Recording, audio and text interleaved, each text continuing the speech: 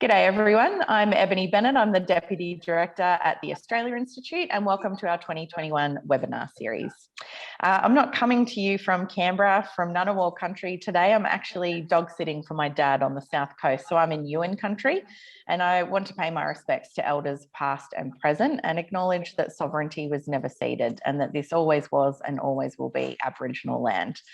The same as last year, we're aiming to do these webinars at least weekly, but the days and times do vary. So please head on over to our website at australiainstitute.org.au and you can find all our latest webinar details there to RSVP. Just a few tips before we begin today to make sure that things run smoothly. If you hover over the bottom of your Zoom screen, you should be able to see a Q&A function where you can ask questions of our panelists, and you should also be able to upvote other people's questions and comment on them as well. Please keep things civil in the chat or we'll boot you out. We don't often have to do it, but we will if we have to. So please keep things on topic in the chat. And lastly, a reminder that this discussion is being recorded and it will be posted on Australia Institute TV afterwards, and you'll be able to find it on our website as well. If you've registered, you should get an email link to the webinar recording as well. So Australia is the #1 exporter of coal in the world and the 3rd largest fossil fuel exporter overall, behind only Russia and Saudi Arabia. Yet it's not a jobs intensive industry in this country, though the Australia Institute's Climate of the Nation national poll every year shows that the Australian public regularly overestimates the size and contribution of coal mining to the Australian economy and to jobs. It was only last week that 101 Nobel laureates from peace, literature, medicine, physics, chemistry, and economic sciences, like so many people around the globe, were talking about this moral issue of our time, the climate crisis, and asking world leaders to take really commensurate action to the size of the crisis. And they urged all world leaders to stop the expansion of fossil fuels ahead of the Biden Climate Summit. So today we're going to be talking about coal, about fossil fuels, about climate change and about Conservatives and the politics of it, with Australia's 29th Prime Minister, Malcolm Turnbull. Mr Turnbull has recently been very vocal about the role of the Murdoch media in Australia's climate wars, as well as supporting the Australia Institute's research calling for a moratorium on new coal mine approvals in New South Wales. Thanks so much for joining us today, Malcolm Turnbull. Yeah, great to be with you, Ebony, and Richard. And congratulations to the Australia Institute for the great work it does in this and so many other areas. Yeah, thank you so much. I wanted to start out by asking you about that research that you talked about with Frank Kelly not so long ago. We looked at the number of coal mine approvals in New South Wales and raised the idea of a moratorium. I know particularly you've been concerned about coal mine approvals in the Upper Hunter. Why is it that you supported that Australia Institute call for the pause on coal mine approvals? And what kind of impact does coal mining have in the Upper Hunter? What's it doing up there? Well, Ebony, I supported it for the same reason that a very substantial majority of people support it in the Upper Hunter, as evidenced by the polling that was published recently, and that is because it's simply common sense. I mean, we have already about 100 million. There's 100 million tonnes of coal that is being licensed to be mined in the Hunter. That is not being mined and exported because demand is not there, right? So there are mines that are either not operating or operating below capacity. And so any new mine that is going to be open will by definition cannibalize the demand of another mine. And so it's not as though this is some great burgeoning industry with increasing demand. We know that coal exports are going to decline. They are declining already. We can get into a bunch of reasons for that, but they need to decline, right? I mean, if we keep on exporting and burning coal, we're not going to achieve our objectives of avoiding dangerous levels of, even more dangerous levels of global heating. So in those circumstances, it makes sense to pause, to have a careful analysis of the situation, and in so doing, protect existing jobs, but above all, plan the transition to the clean energy future so that people will have good jobs in the years to come. Now, as to the impact of coal mining on other industries, well, it's devastating, obviously. I mean, you've got air pollution. The worst air quality in New South Wales is in Muswellbrook, right there in the heart of the coal country. That town is basically surrounded by open cut coal mines. It's devastating for agriculture, for horse breeding, for viticulture, for tourism. I mean, it's leaving a lunar devastated landscape, and there isn't even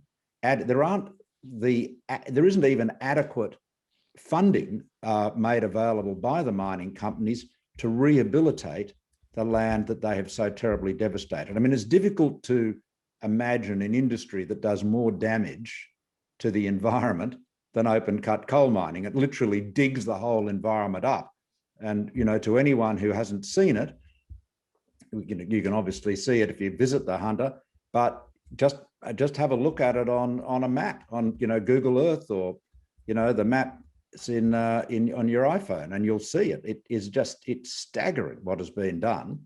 And the attitude of the state government, per medium of the Deputy Premier, John Barilaro, is that anybody who does not support the unconstrained, unrestricted, continuous expansion of open cut coal mining in the Hunter Valley is a heretic. I mean, it is literally this crazy. It's an utter abdication of responsibility and leadership. I wanted to ask as well, you've talked about obviously the impact that it has on other industries, and you've talked a little bit about how, because all these approvals are going ahead, it's kind of stopping other investment. Can you just talk us through some of those impacts? Yeah, well, look, I should say, Lucy and I own, you know, a farm in the Upper Hunter, quite close to, you know, near Aberdeen. So we obviously have a good understanding of the local impact. But I'd say, well, you know, essentially, it's like it is really threatening the future of, say, just give you one example, the thoroughbred breeding in the Upper Hunter. Now, you know, the Upper Hunter, and that Scone area, is the second largest thoroughbred breeding centre in the world outside of Kentucky. The Scone Veterinary Clinic is the largest veterinary clinic in the Southern Hemisphere. You know, you're talking about, you know, an industry worth billions of dollars. And these are high quality jobs, highly skilled people. It's an industry that's going to be around forever. I mean, people have been racing horses for thousands of years, and I imagine they'll be doing it in another 1,000 years, but they're not going to be burning coal. And so, you know, what is basically happening is that an industry that is on the way out and that is threatened by, you know, decline in coal demand and for profoundly good environmental reasons, is putting at risk industries, and industries that will be with us forever, you know, growing food and fiber, growing grapes, you know, breeding horses, breeding cattle, etc. You know, it's a shocking abdication of responsibility. And the problem is there's no plan. You know, what people expect governments to do, and I might say to those who say, why didn't you sort this out when you're Prime Minister? This is absolutely state government responsibility. I mean, the federal government's levers in this area are very tiny, if existent at all. So, but what do people expect governments to do is to look over the horizon, plan ahead, and, you know, just manage affairs so that people, you know, people's jobs are protected today and into the future. And that just isn't happening. I mean, it's like the Sydney Morning Herald hasn't written many favourable editorials about me over my many decades in public life, but this was one thing where they described what I had said, which is echoing the Australia Institute's recommendations as sensible, you know, and recommendations that should be taken up. But it's what's happened is that on the sort of right of politics, you have had coal has become fetishized. And instead of us looking at coal and global warming in an objective way and treating it as a question of physics, or as I used to say when I was PM, engineering and economics, it's become an issue of ideology and identity. And, that's part of the problem. And it's that horrible, toxic combination of, right-wing politics, right-wing media, mostly owned by Murdoch, and the fossil fuel lobby. And they just keep on feeding and supporting each other, as I've experienced over the years from them. But it's hugely damaging, and it's now got us in the position, of course, where we are absolutely out of step with the rest of the world, other than places like Russia and Saudi Arabia, and thoroughly out of step with the administration in Washington. Absolutely. Richard, before we move on to perhaps some of those bigger issues, I noted there was another coal mine approval just in the last few days. Is that right? Yeah, look, I'm actually up in the Upper Hunter at the moment. We've got the magic of a screensaver behind me. But yeah, look, I was in Muswellbrook yesterday, and I echo what Malcolm just said. And thanks so much for coming on, Malcolm. It's great. Have a look.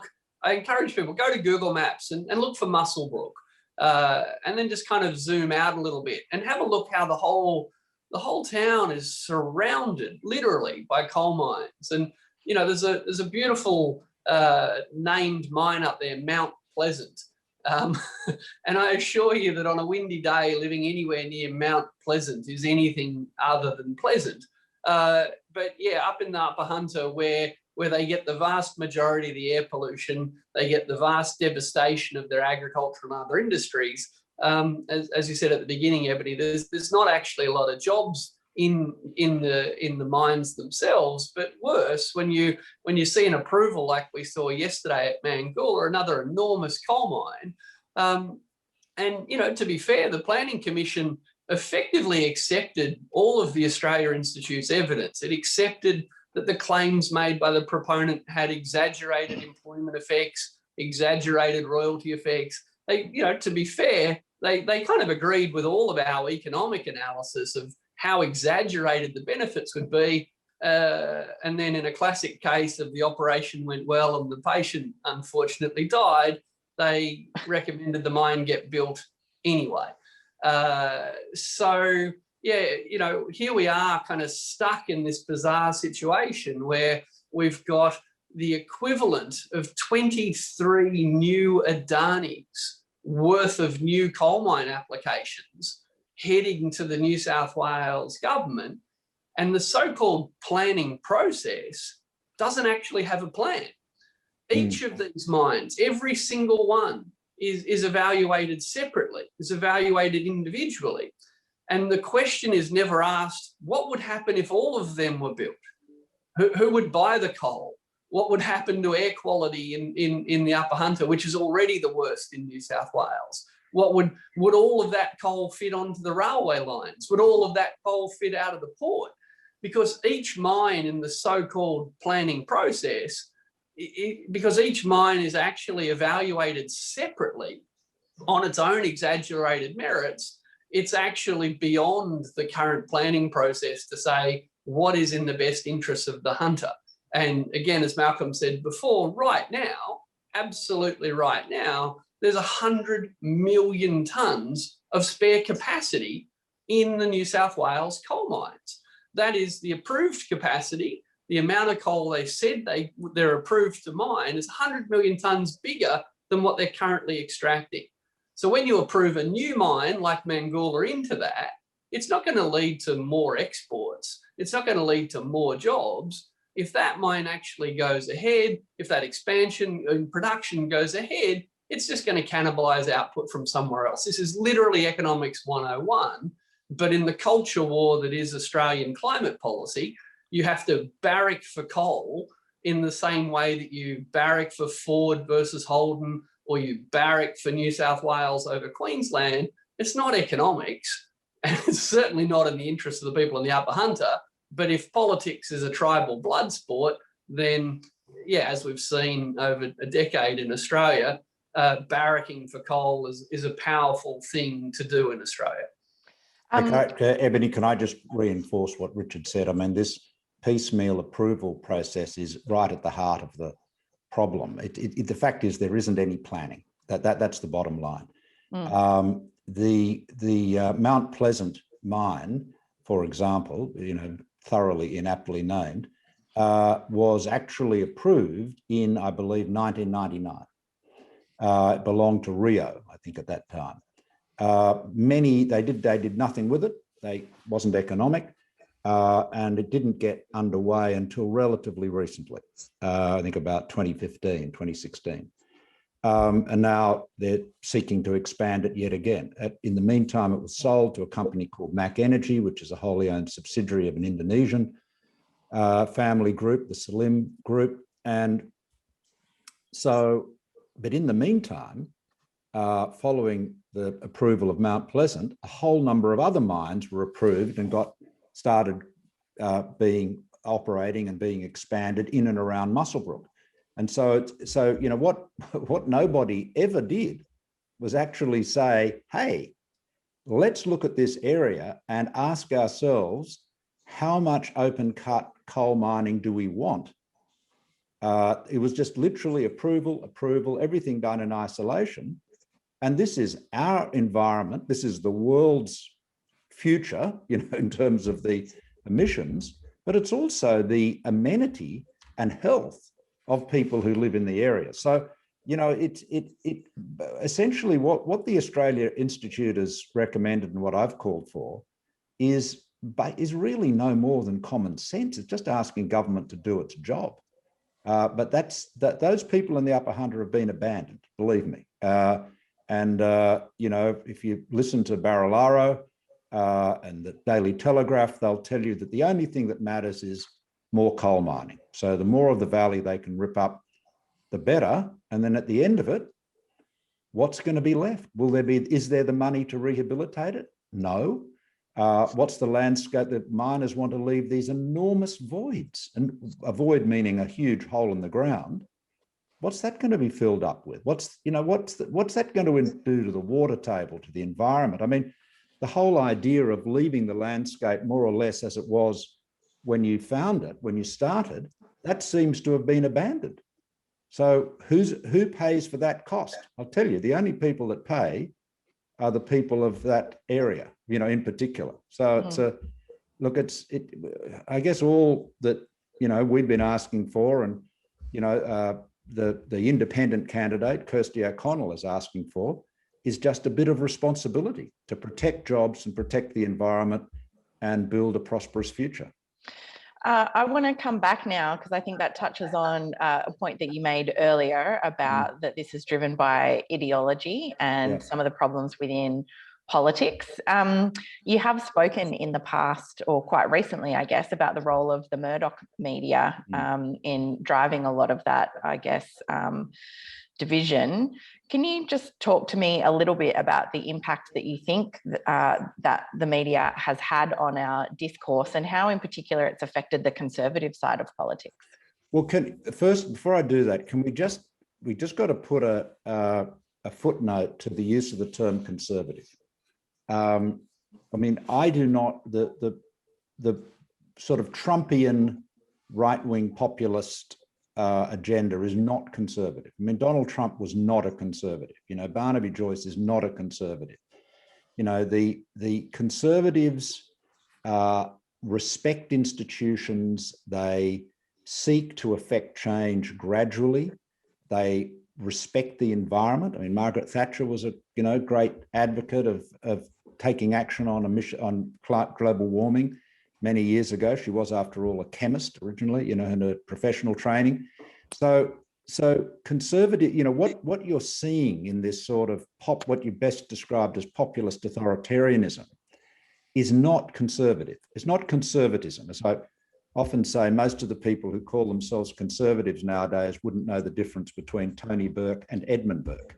It is. So let's just use that term with care. Okay. The role of the Murdoch press, well, it's massive. I mean, it is basically operates as a force of propaganda. It's no longer a conventional or traditional news organisation. I mean, of course, they do report news stories, but they are utterly uninhibited in misrepresenting the facts and pushing a particular agenda. So they run vendettas against people. They often run them against me. That's not the reason I object to Murdoch. I think Murdoch has done enormous damage to Western democracy and indeed to the world, because he is the single largest amplifier of, if you like, climate inaction in the English-speaking world.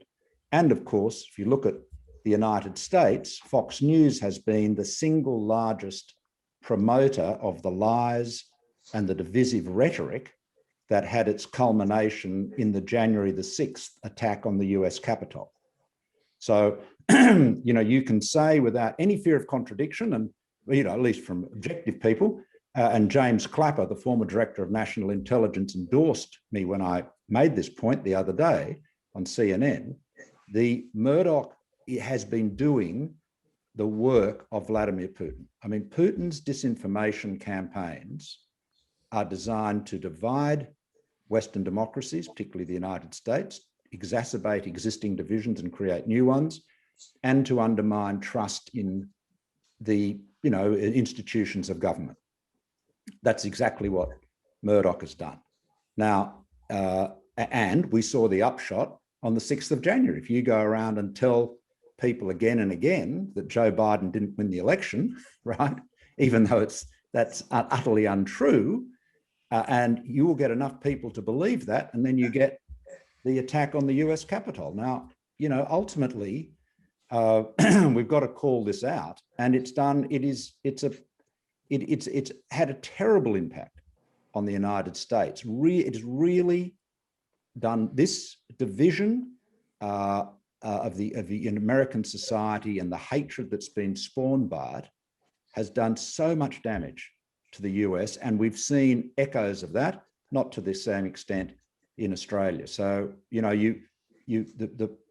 the problem is they're in great denial. And I mean, you saw, and even the people that they bully are forced to deny. I thought one of the most poignant moments recently when the Telegraph and News were, campaigning, furiously objecting to my being chairman of a advisory committee on the net zero transition.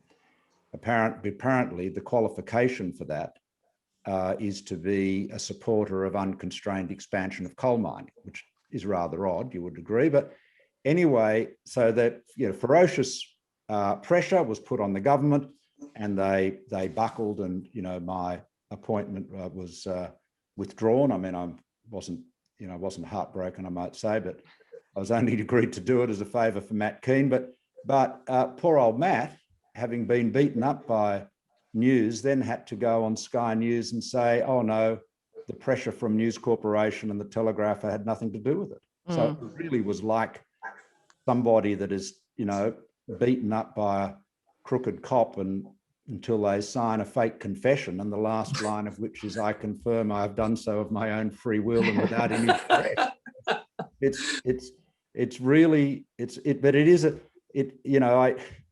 I mean, I know, and I might just make this observation, that the News in their, counterattacks against me say, this is all because I resent, I blame my removal as Prime Minister on News Corp.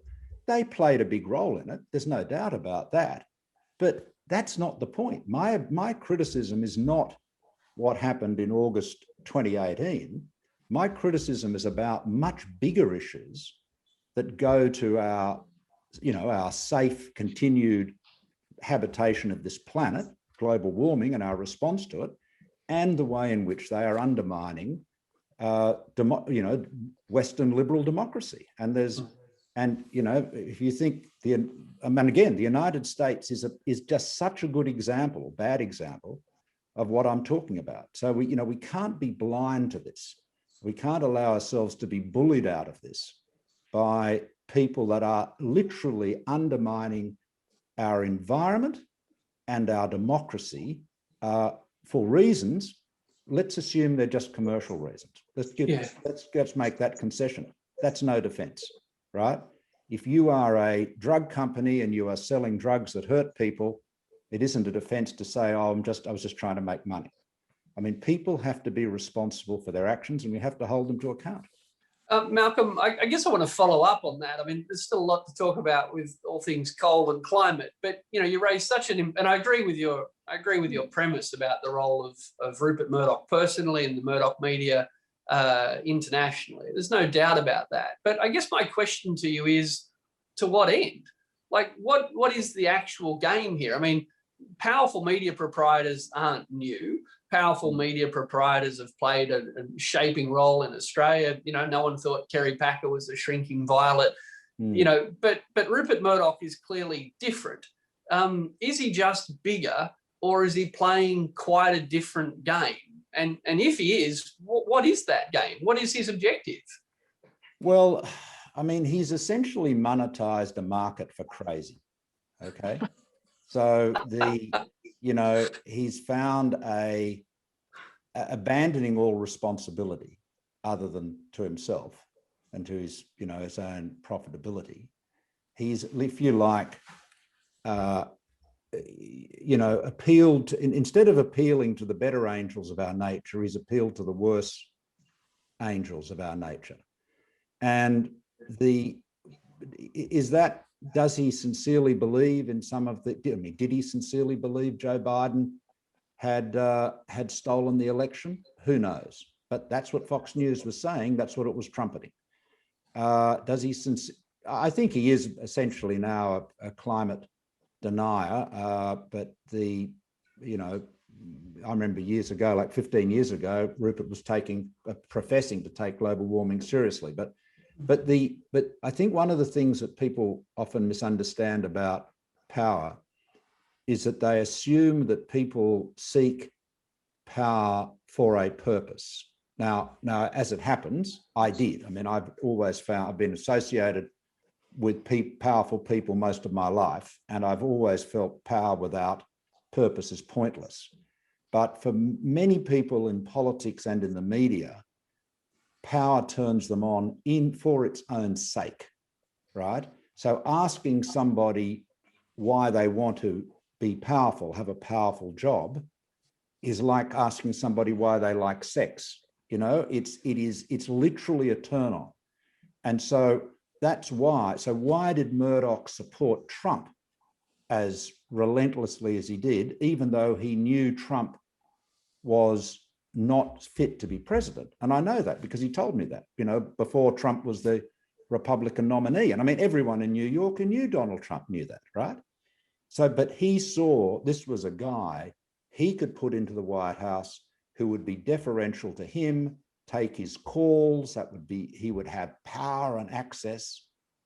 And that was what it was about. Now, the problem is, we ended up with 4 years of Trump and all of the damage that was done, as a result. So I'm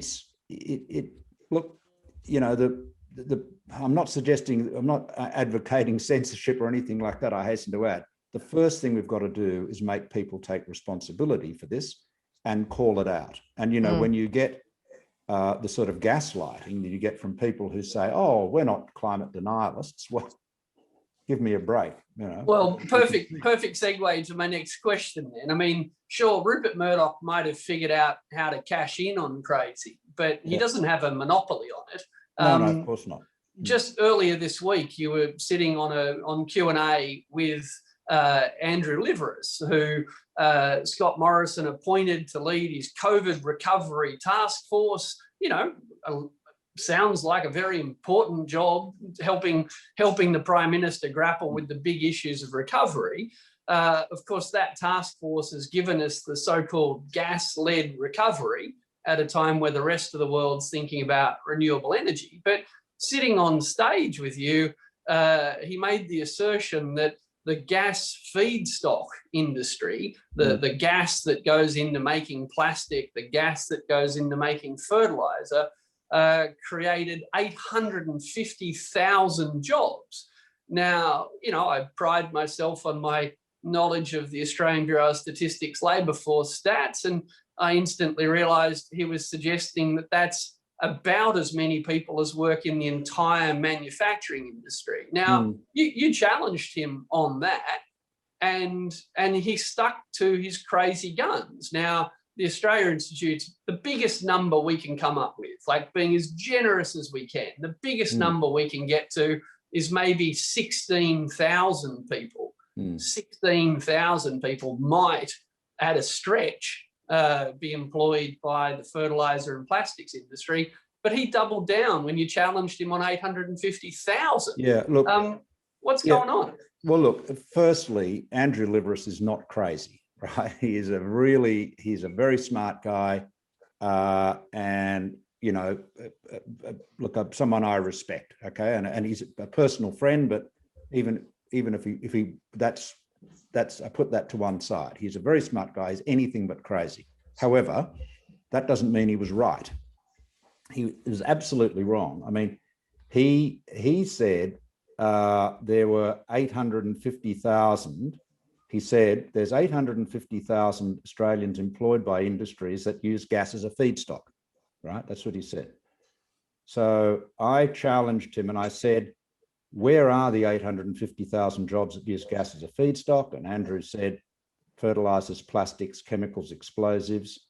And I said, there are 850,000 people working in Australia making plastics. Andrew said, yes, yes. I said, is that right? He said, not plastics, all those industries I just said. So fertilizers, plastics, chemicals, explosives. And I said, I don't think that's true. And he said, I can send you the data, and told me that he got the information from the same people who used to do my research when I was Prime Minister. Well, I hope that's not the case, because it's clearly wrong. So the fact is that the 860,000 is the number of people who work in manufacturing in Australia, and the vast majority of manufacturing jobs in Australia do not use gas as a feedstock. So, you know, I assume Andrew or somebody will correct this at some point, but it's very misleading. I mean, you know, I'm happy to accept that just about every manufacturing industry in Australia uses energy. I'm sure they all do, other than maybe somebody who's hand making, you know, furniture by hand. But the fact is that gas as a feedstock is essentially used, well, by the industries he nominated, but they do not employ 860,000 people. And you say you think it's about 16,000, which sounds about right. Yeah, but so I agree. I'm not suggesting he's unintelligent, but that assertion that he made is demonstrably wrong. He's been appointed by the Prime Minister to lead our recovery. Now, he's either spent 12 months being completely confused about how many people are involved in the gas feedstock industry, or he went on a program and misled 250,000 people. I can only assume he was flustered and misspoke. I mean, I'll cut him. He's a friend. I'll cut him every bit of slack I can, but I'm not going. All right, I wasn't. I can't say that something that is untrue is true, and what he said was wrong, right? But I guess where I was heading was, as Ebony said at the beginning, every time we survey Australians, they massively overestimate the number of people who work in coal. They massively overestimate the number of people who work in gas. The average Tasmanian thinks 1 in 5 people in Tasmania work in forestry, when the answer is closer to 1 in 100.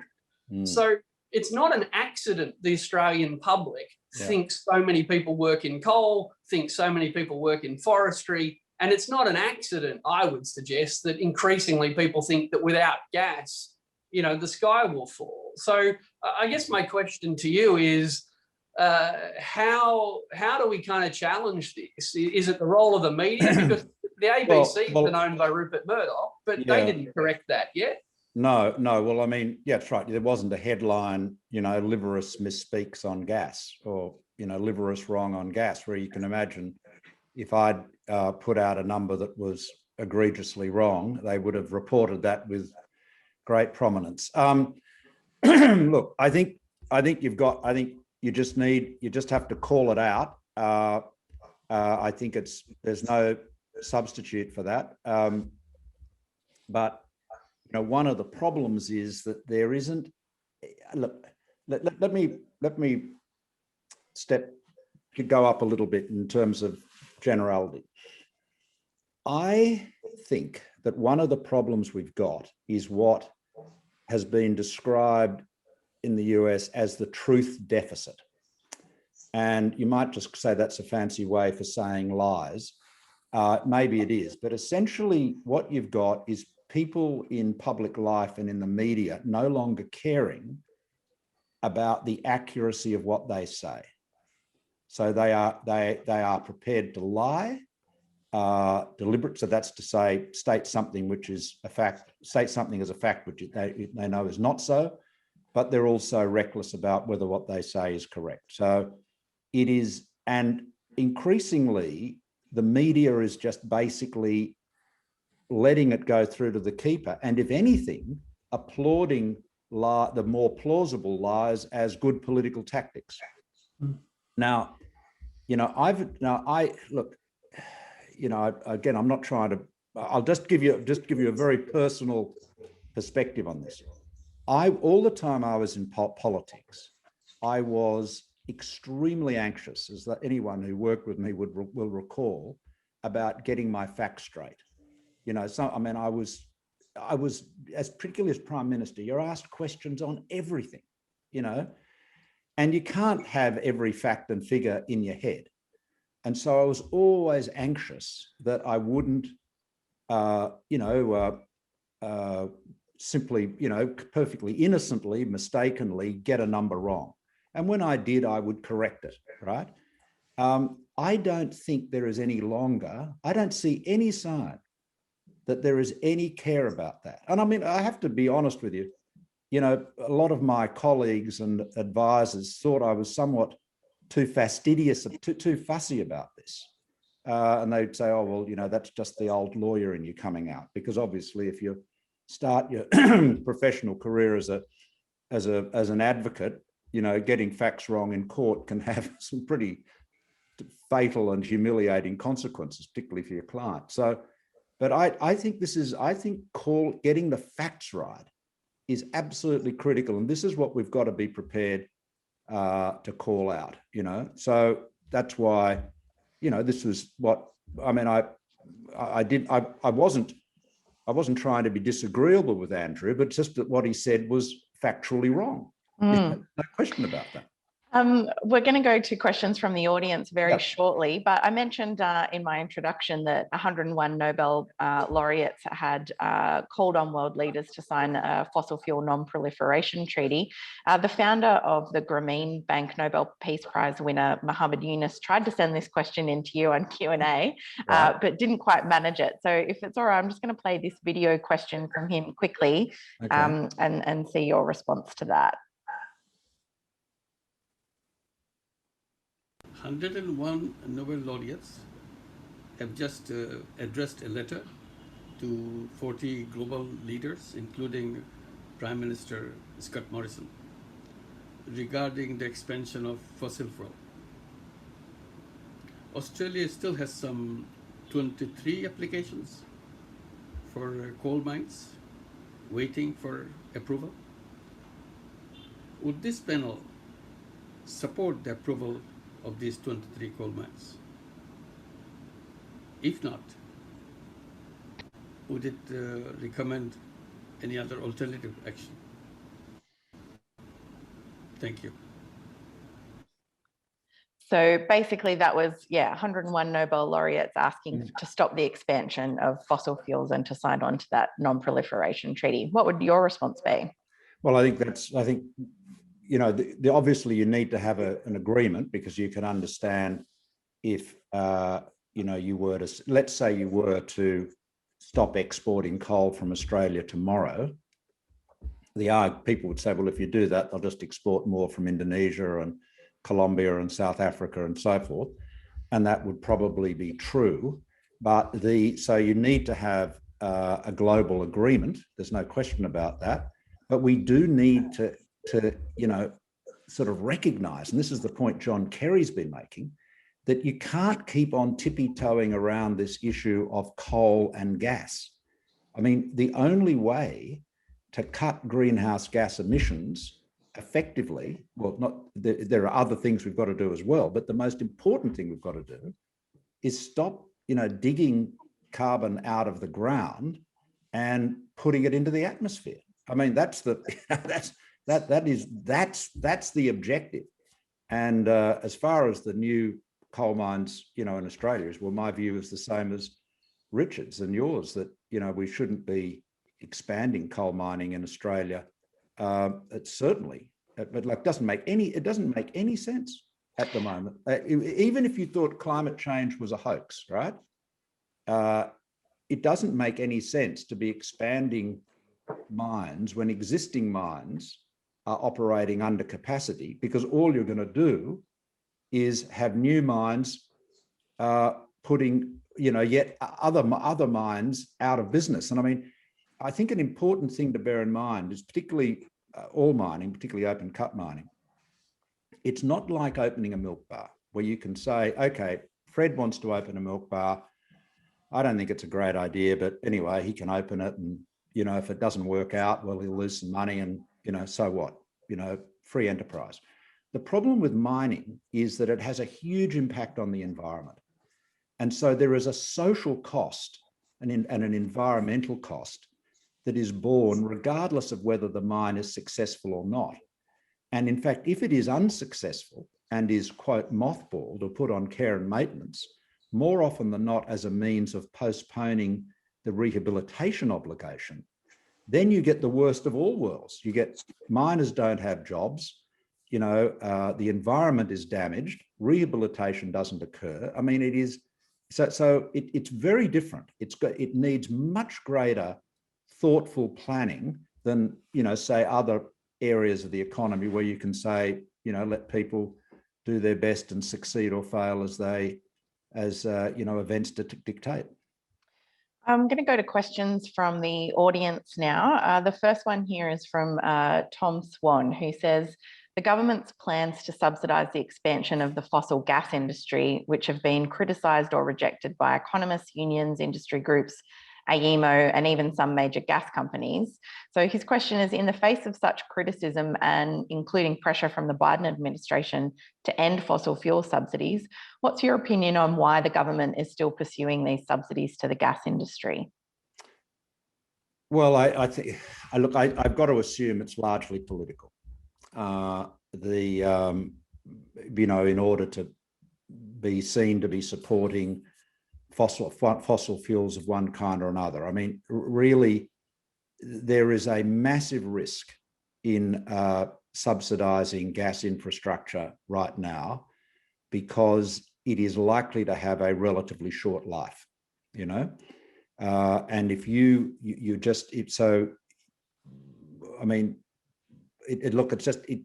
going to end up with a bunch of stranded assets. In other words, it's very, very dangerous. It's a point I made on Q&A.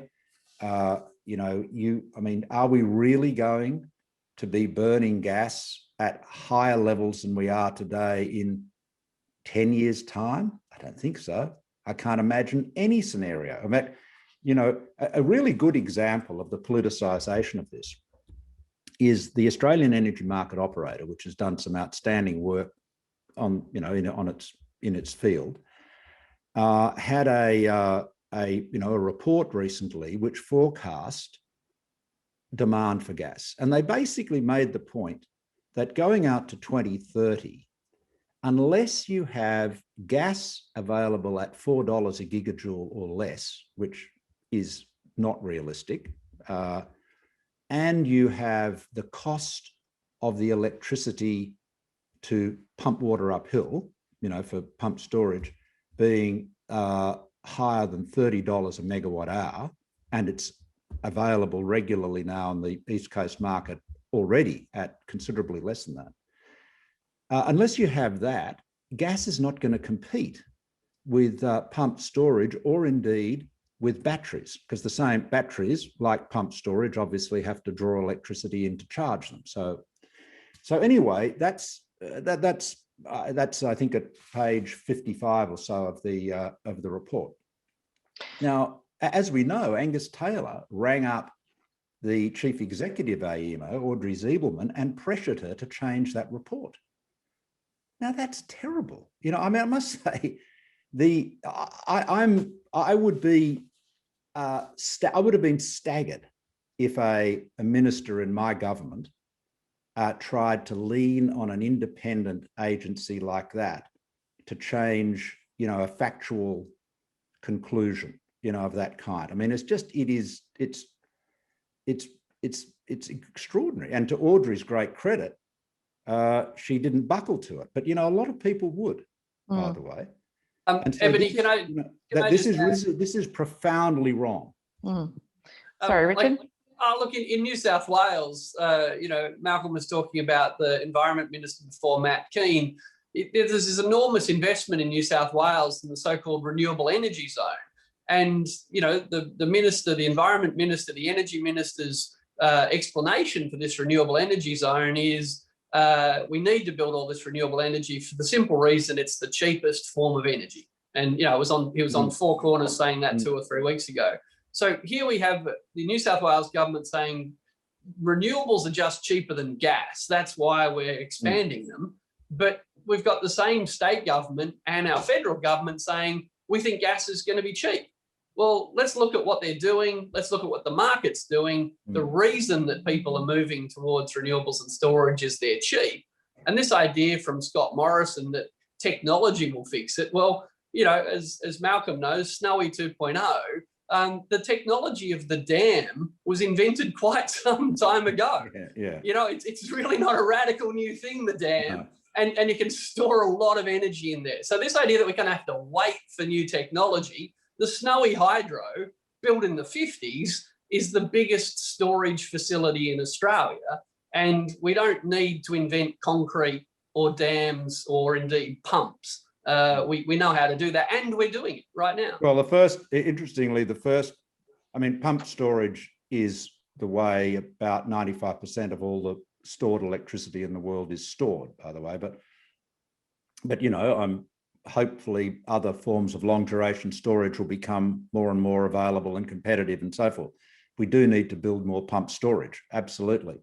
But you know, pumped hydro is over 100 years old. My recollection is the first pumped hydro scheme was in Europe started in 1907. Someone on the call might be able to correct me on that, but it's you know, it's not rocket science, but you have to actually get on and do it. And so the good thing about Snowy 2 is that it's actually being built. Now there's just not enough additional storage being built. I'm glad the GenX project in Queensland looks like it's going to get built. But there just isn't enough else happening. You know, the Battery of the Nation plan, which was again an initiative of my government, is, you know, there just hasn't been very little done on that. Nothing's been built yet, you know, and you know, there's governments have got to plan ahead, as I did, recognize we were going to need quite a lot more long duration storage, and then hook in and build it. And, you know, just going around and saying, oh, we're waiting on technology. We've got the technology now to move to a zero emission energy reality. We have that. I'm sure it will get better on the way, but, you know, we're not like you know, Mr. McCorber in a hopeless, hapless situation saying something will turn up. We've got the tools we need to do the job are at hand. The next question that I've got is from Steph Ray. She says, how can future prime ministers make a change with fossil fuels when factions within their parties answer any attempt for change with leadership spills? And I might add, there's just a couple more questions in there along the same lines about how to get that dominance of the fossil fuel industry kind of reduce its political power. Well, the answer is it's quite hard. It's very hard, in fact. I was hoping, you know, after Morrison was elected, for example, re-elected in 2019, I was hoping that he would reinstate the National Energy Guarantee. He'd certainly supported it while I was PM. And I thought, now that I was off the scene and he had more political capital than just about any Liberal leader could imagine. But, Scott didn't do it. And now, the reason is he does not want that toxic coalition of the Murdoch media, and their fellow travellers, such as 2GB, the fossil fuel lobby and the right wing of the party to do to him what they did to me. This is, all the time I was in politics, my most ferocious opponents were not on the Labor side. They were occasionally critical, but my real opponents were internal. And this is the thing. I think the coalition's got a profound structural problem. It's being held hostage by a group, or like a sort of I call it a coalition. The LNP, if you like, is being held hostage by a coalition on the right, which is part of an ecosystem that is very, they're deadly, and they operate like terrorists in the sense that they don't care if they're prepared to blow the joint up to get what they want, as they demonstrated. And I know, it's easy for people, particularly on social media, to say, oh, you should have more courage, stand up to them. Well, I've done that a few times, but ultimately, if you end up not being Prime Minister, you can't do anything. So it's easy. Politics is hard, and most people who comment on it don't understand it. That's not a criticism. I don't understand, plumbing. I don't understand heart surgery. Politics is a craft, and the people that understand it best are the people that have been in it. Regrettably, it is it's very hard, and you've got to try to bring people with you, and they might be people who are completely unreasonable, but ultimately, if they are prepared, if they're not prepared to compromise, and they're prepared to say, we will blow the joint up unless you do what we want, then you get the sort of stasis that we have at the moment. We're just, and how stupid does Australia look now? How can we, the frustration with Australia in Washington is so intense right now. It is, the White House was briefing against the Morrison government recently. I've never seen that happen before.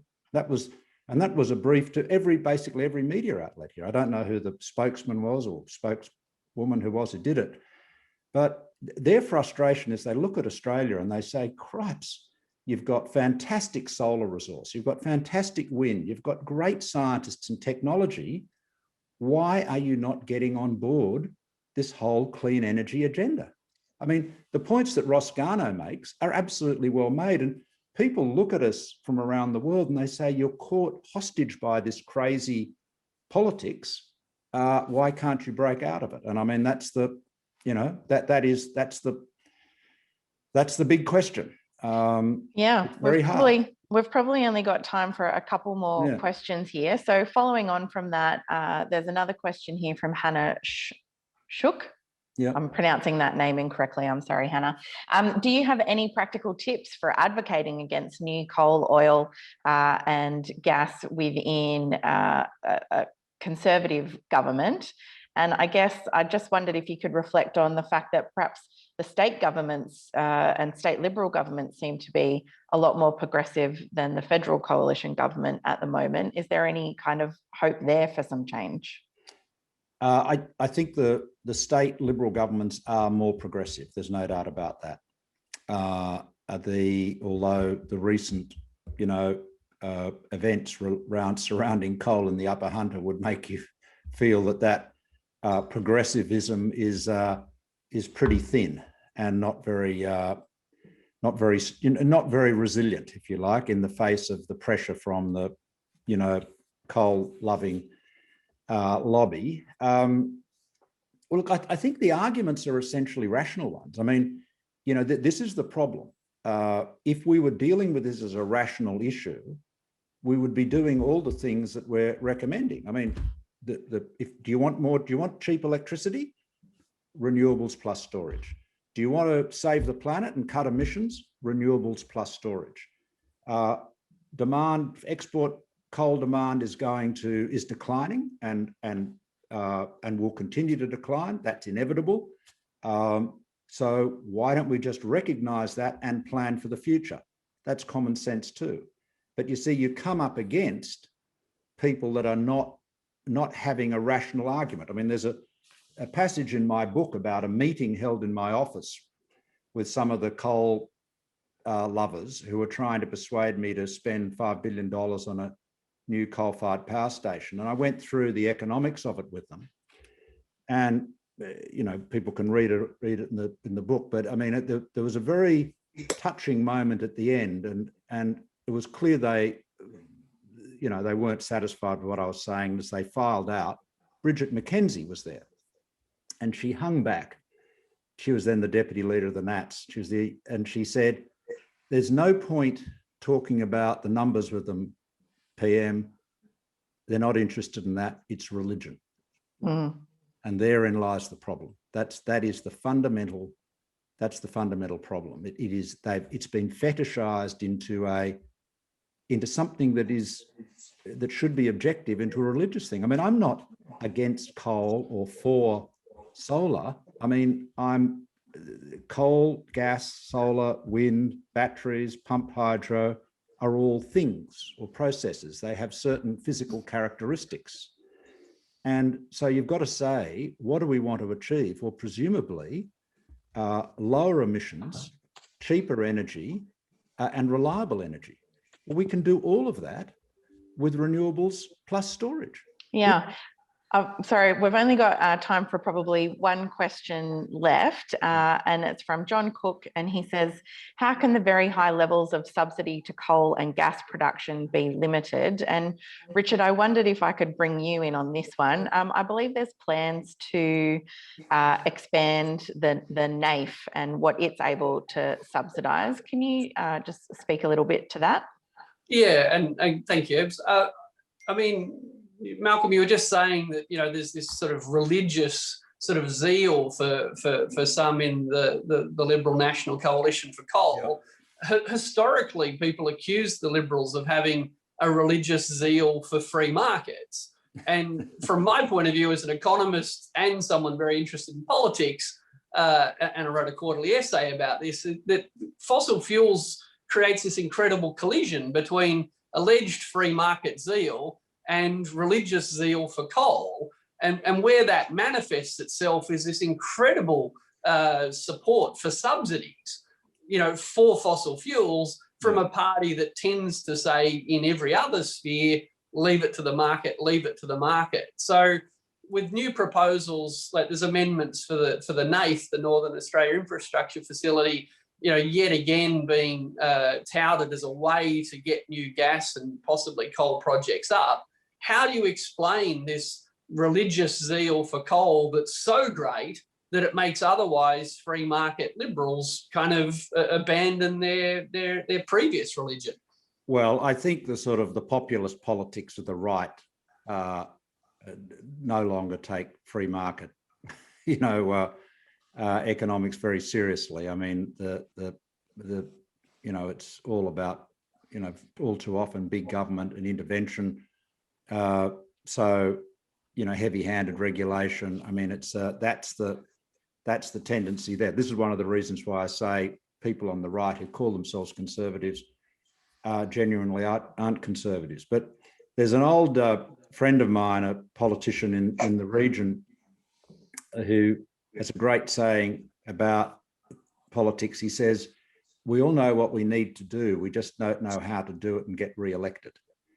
And I think that the reality is that much of what I've said would be agreed to by many people in the coalition. I mean, very many.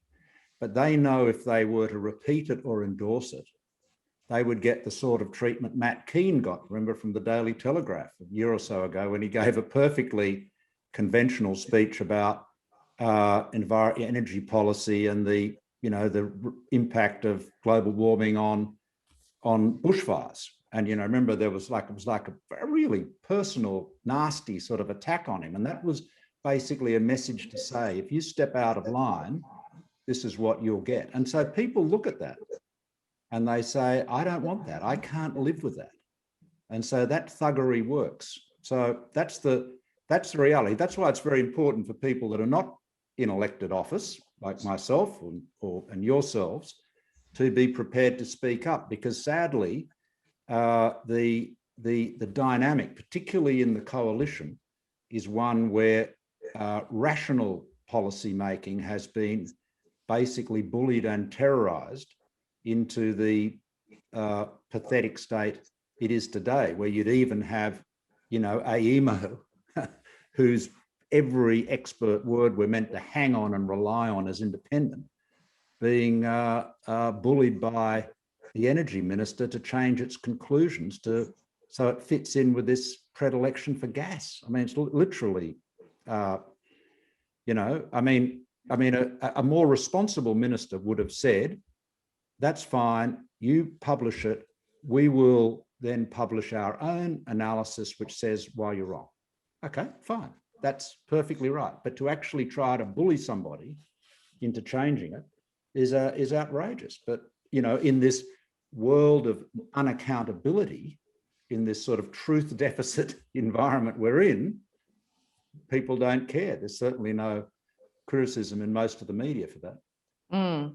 Well, I'm afraid that we have to leave it there. Thank you so much, Malcolm Turnbull and Richard Dennis, for joining us today. Thank you. Thanks very much to everyone who joined us on this webinar. I believe there was about 1,400 of us at the peak. We appreciate all your questions, and I'm really sorry we can't always get to all of them.